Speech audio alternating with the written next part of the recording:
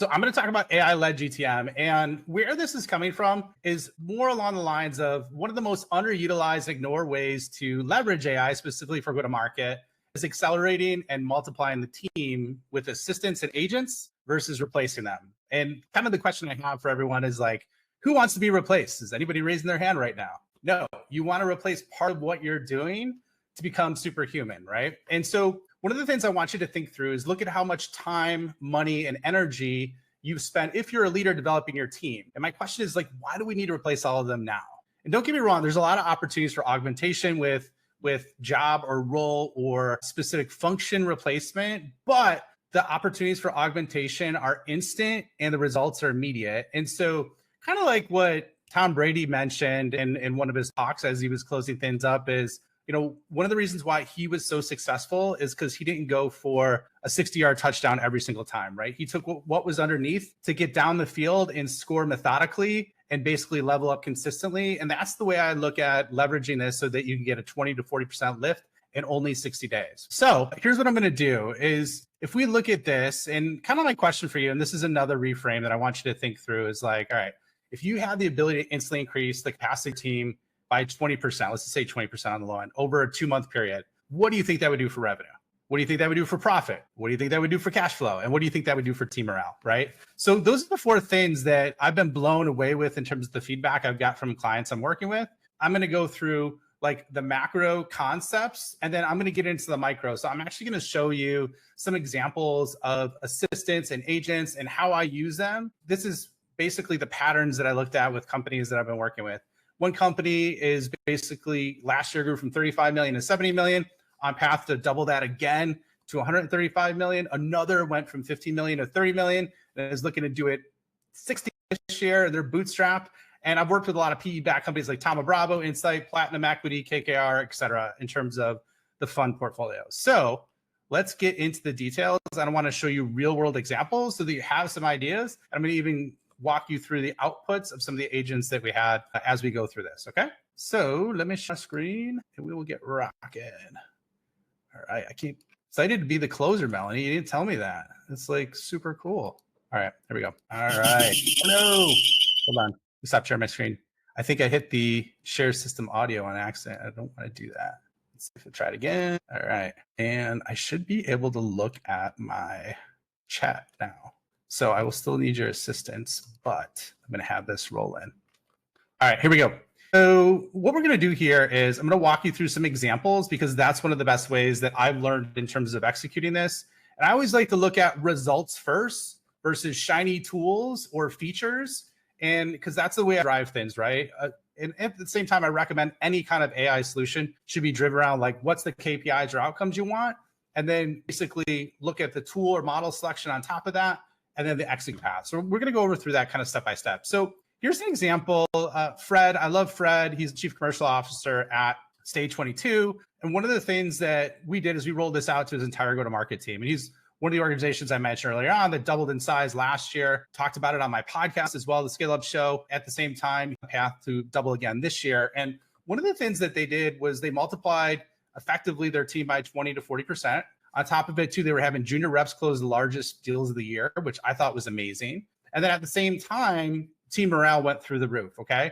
And this was looked at across everything from marketing, sales, partnership, and customer success. So that's an opportunity, no matter what department, division, space you're in, whether you're a leader or individual contributor, all of these areas are ripe to take advantage of this. And I'm going to walk you through some examples in a little bit, okay? I'm going to try and hit on all of these. So on the marketing side, here's something that Rami experienced. The cool thing about it is he told me that effectively, once again, he's able to 5 to 10x the output of his team because of some core concepts and areas that they've implemented. One of the things that I love that they did is they actually made an improvement in 15 to 20% of SEO traffic in literally 1 month from basically taking the questions that they were getting from customers on their chatbot or on their site or through support, basically turning those into SEO blog articles, okay? So there's little things like that that you could do that make a massive difference with a tiny, tiny investment and even a tool like ChatGPT or Gemini, right? So that's an example. Other things that I'm seeing are some pretty amazing results when companies are working cross-functional, like you'll see in here. This one organization basically launched an Olympic-themed security awareness training campaign. It used to take weeks, took it in a day. Same thing, they generated 12 MQLs from a single post. And at the same time, they've semi-automated a lot of their features and capabilities for blogs and award applications. Okay, so those are a couple other examples. And then here's, kind of continuing on the sales aspect of it. There's a sales rep that closed a $30,000 deal by using ChatGPT for non-emotional negotiation. How many people have been through the example where they get that ugly email at the end that basically says like, hey, we've decided to go with another provider. And at the same time, they're like 30% cheaper than you.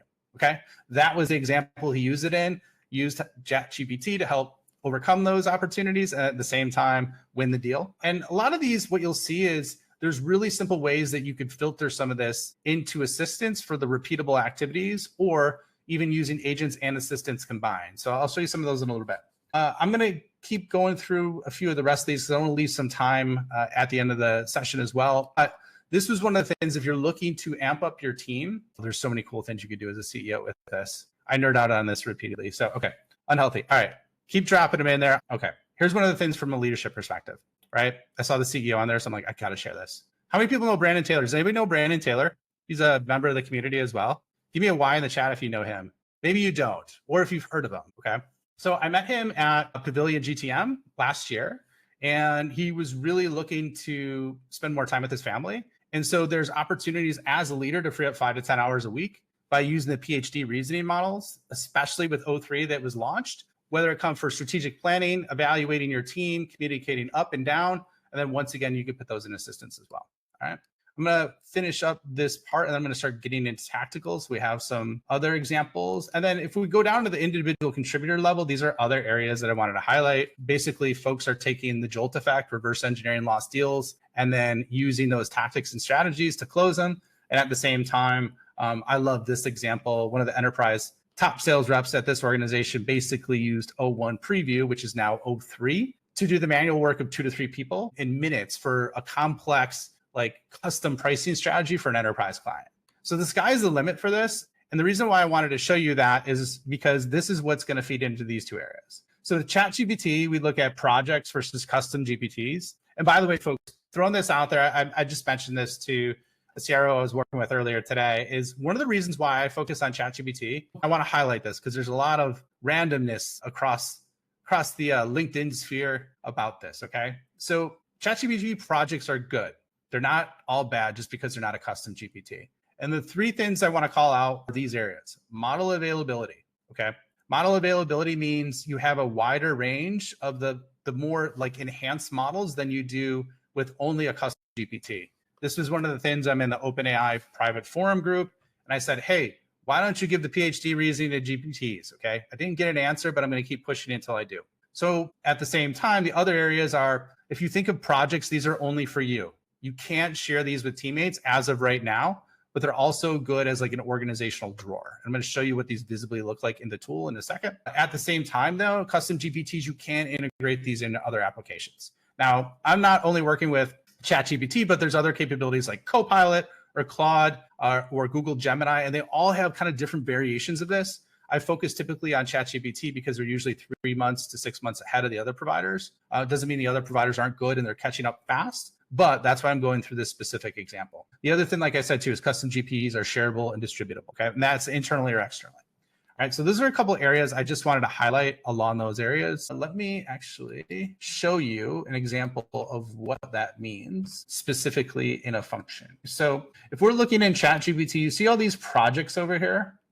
This is what I refer to as my own personal assistants. At the same time, Claude has the same capability as what you're seeing here, where you can create projects. And effectively with that, you can create your own teammates. So for example, this is a survey analysis tool. I have a LinkedIn teammate. I have a YouTube teammate. I have a copywriting teammate or team, if you will. I have one for my podcast. And then at the same time, one for, this is a little bit of an experiment, but I'll show you, it's really cool, about basically using an agent to deconstruct the thought leader and then recreate content in an innovative way in their style and format. Now, the goal is not to copy people verbatim, but it's going to give you new opportunities, okay? And so I'm going to go back to basically the examples, but I wanted to show you, I'm sorry, I probably should hit one other thing real quick. The other area, if we look at this, if we're looking at GPTs, they're going to be on the side over here. You could pin them to the side. And like one of my most favorite ones that I have that I use is my AI CEO. So I have a CEO version of myself that knows everything about me, my goals, my progress, and I'll even show you some high level details in here. But basically, the amazing thing about this is you could put a lot of different documents and information in here. I don't share this with anyone, right? So even though this is something I just use for myself, I put it into a GPT, all right? So these are a couple examples of like the difference between assistants and GPTs. The one thing that surprised me about this is basically you have the capability, like I went in there and something one of my prospects, or actually one of my customers said really triggered me. And I said, I'm like, this makes no sense. Why am I getting so triggered by this? And this gave me like a really good, like therapist quality level response as an executive that I was blown away with. So I've also helped CROs, CMOs, CEOs build these out. Because of that, when you're in an executive position, it's hard to always have people relate to what you're going through. So anyways, just throwing that out there. If you haven't done that, that's something that like I've been blown away with as well. All right. So let me shift back over. Matt says, does a ChatGPT project leverage all context within that project? What are the best practices for structuring those interactions? Oh, that's good, Matt. You know why? Because that's what I'm about to go into. So that's like leading the exact question. Like I didn't give Matt the question to ask me, folks, just as a heads up. So I will show that right now. And I'm going to show you the exact framework of what to do. So you can have it leverage all the context within that project. Okay. And I'll show you how to do that. So I'm going to even go through some specific areas. I wanted to point this out though, because Sam's pretty bullish on it, that it could literally, as an approximate dive, do single-digit percentage of all economically valuable tasks in the world. Now, the other thing that's exciting yet scary and alarming in here is it basically scored the highest on basically humanities last exam, like at a ridiculous rate. And so the quality is getting much, much better. All right. So for folks that haven't used that, and I'll also include Google Gemini as another example, those are really amazing tools. I'm going to walk you through a framework for creating an assistant or a GPT right now. So it kind of leads back to Matt's question. All right. So here's what I would look at. If I'm creating, this is the best practice example that I would use. I know there's a lot of marketing folks on here. So I would create something on your audience. Okay. Now there's some really unique ways that you could do this with. Okay. A lot of companies have persona cards or built out ICPs or other examples that are already basically corporate assets that they have structured. So you could use a piece like that. But what I've realized is audience is one of the most critical factors to generating amazing outcomes for whatever you are doing, whether it's sales or marketing, CS, account management, you name it, or being the CEO. The other thing that I loved is I took the winners of my sales calls that converted, and I took it not only just the winners, but my best, like favorite people that I love working with that have fast close times and high LTV. And I basically analyzed those sales transcripts and created an audience card, which I'll show you in a second what that looks like on those winners. So I could duplicate those. Okay.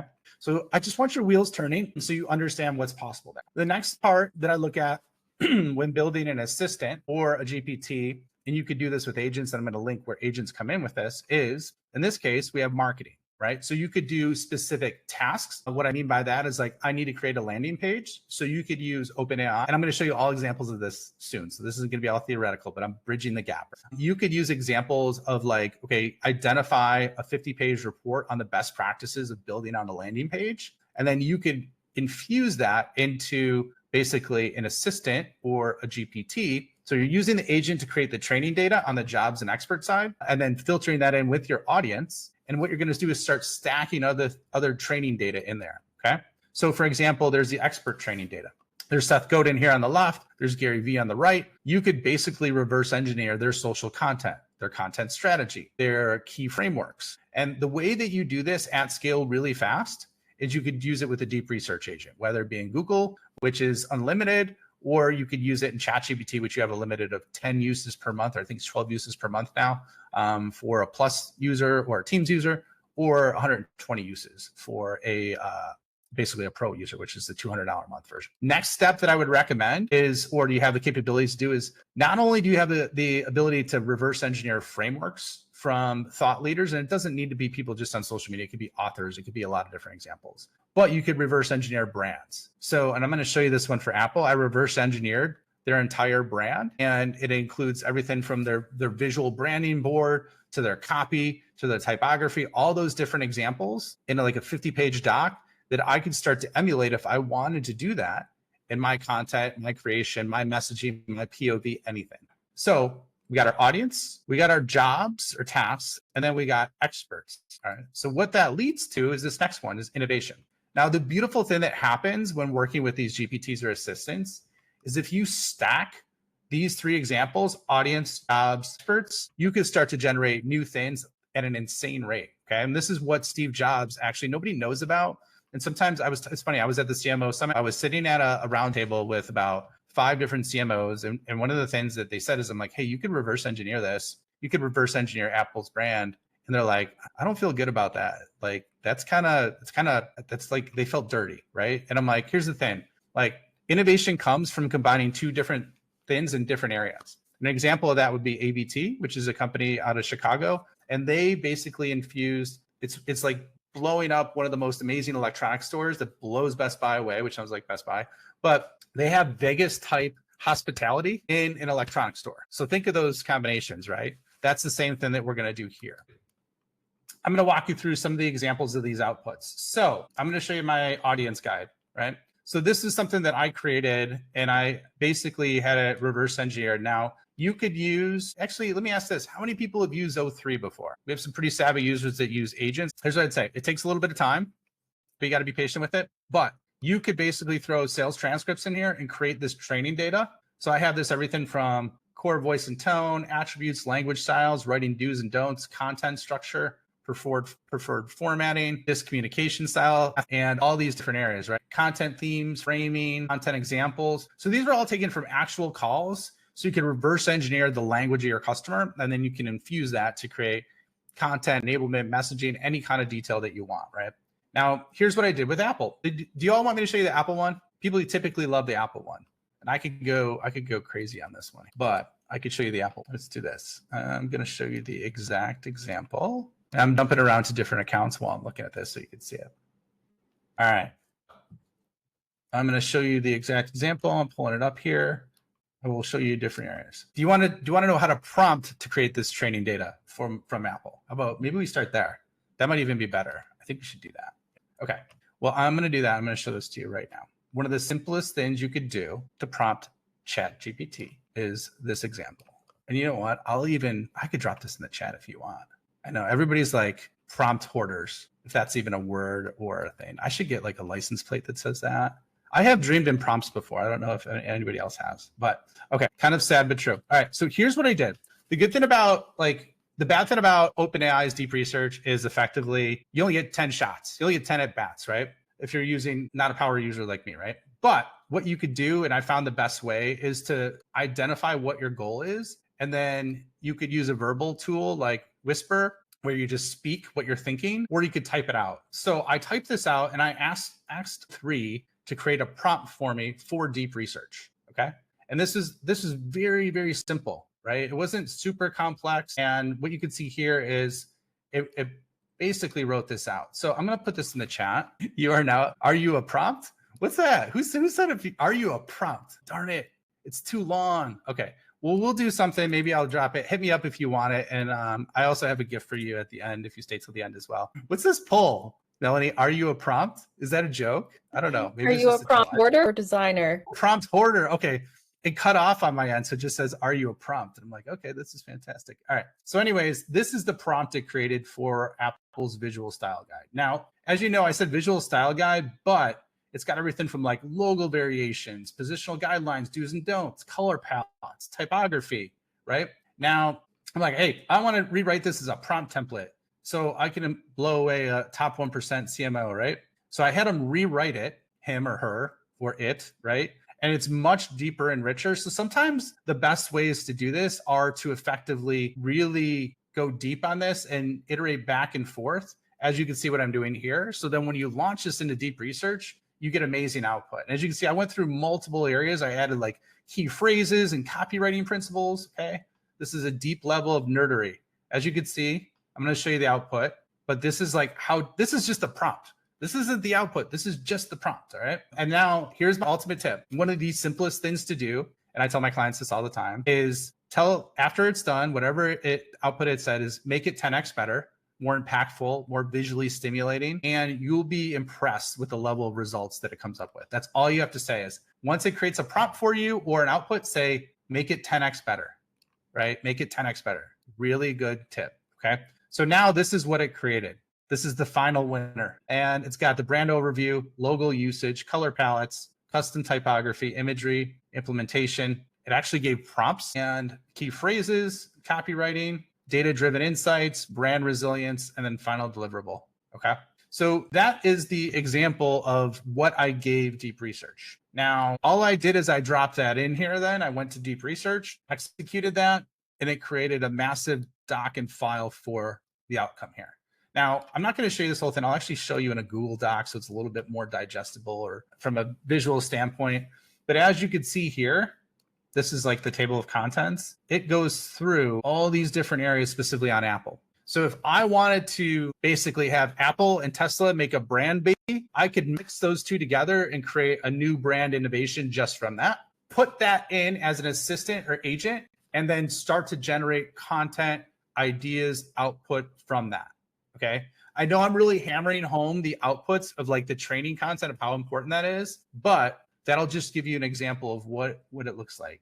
Now, the interesting thing too is like, I love the copywriting principles that it executed in here. It really talks about clarity and simplicity and emotional resonance, but at the same time, you know, it really even talks about crisis communication, key phrases and messaging. And it even gave me LLM prompts in here, which I was pretty impressed with because we talked about it, but it's everything from like a hero page to a digital ad to social media. So it goes through a lot of the basic stacks that you would need to leverage. I would use the Google Docs as training data, or you could use data that you have and synthesize that in unstructured format. So that's an example on the brand side. Now I'm going to show you another example of kind of the assistance and what an output looks like. I use this one. How many people like Alex Hormozy? He's a pretty damn good copywriter. And what he does is he has really, really strong language integration that's almost like addictive. He's like a dopamine dealer when it comes to that. So I'll give you an example. I basically reverse engineered his content from X so that I could put this as training data in an assistant. So I use deep research to do that. That's what this file is over here. And then what you could do is I'm like, all right, I'm gonna like ask it, just throw it a phrase and say I want 10 posts created on it, right? And I want to show you the results of this because this is pretty impressive. So I started with AI literacy. Let me show you this. And so look at this language though. These are like 10 tweets that are pretty powerful. Like here's an example. People complain about not having enough time while ignoring free no-code agents to give them back 20 hours a week. Your competition isn't smarter than you. They're just leveraging tools you haven't bothered to learn yet. You know, there's a lot of like fire statements that are created from that. You know, I asked 100 entrepreneurs who's holding their business back, 87% not enough time, while 92% couldn't name a single no-code agent they've tried. The disconnect between problems and solutions has never been greater, right? This is like strong. So anyways, that's like an example. So if we go back to it, really what we're doing is with these, and just like I showed you, I have a team of probably 20 different assistants that I've trained by using deep research as an agent to create high quality outcomes. And if I were to basically hire that team to do that on my own, it would probably be $20,000 a month of all the work those individual providers are doing. So I need to map it out. I imagine it might even be higher by now, but those are the things that I'm looking at bringing to individual go-to-market leaders, individual contributors, or CEOs so that you understand, like basically what's possible now. You don't need to wait. You don't need to throw the 50-yard bomb and wait till all agents are autonomous and you can just replace people left and right. Because I don't know about you, but I don't want to be replaced. I want to keep working. I want to help. And so to kind of wrap things up is what I would say is, let me share this last kind of hit home area. And then I have some free resources for you to leverage because I love it when people give me free resources to leverage. Okay. So this is what you effectively want to build out. This was an example I did for an SDR team is like, we built out all these different agents and we started seeing conversions double. We started to see a significant increase in pipeline. And these are the areas that you can start to add digital workers now with the tools that are available versus waiting. They could give you that 20 to 40% lift. All right. So quick teaser. So don't just think of it as time savings. Think of it as capacity multiplication without hiring, right? While also basically using the frameworks of top thought leaders that have invested sometimes 20, 30 years to build that expertise that you could use on demand, right? You're going to walk away with a 90-day GTM sprint. You'll be able to apply this to real world problems. So please check that out. That's one. And at the same time, to kind of wrap things up is, like I said, if you want to talk about this for your team, feel free to hit me up. You can hit me up in Slack or LinkedIn. I can let you know. I've worked with about 12 different teams to 15 different teams. I can't remember because they keep happening, for basically rolling this out and creating a superhuman team within only 60 days so that you could add 20 to 40%. All right.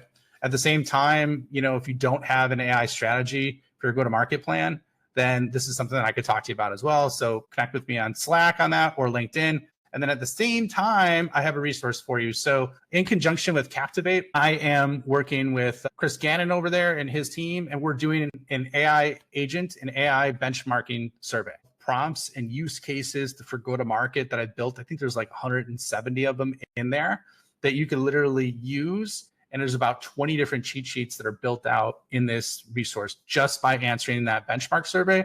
At the same time, you'll have the ability to really unlock and know how you compare versus everybody else, which when I work with CROs and CMOs, is one of the biggest questions is like, am I behind? And some people, the answer is yes. I will disagree with Owen on the last one. There are people that are behind, there are people that are ahead, and there are going to be winners and there are going to be losers. So, but the point of this is so that you can see where you stand and you can do something about it versus that ambiguous thumb in the air. Okay. That's pretty much all I have for today.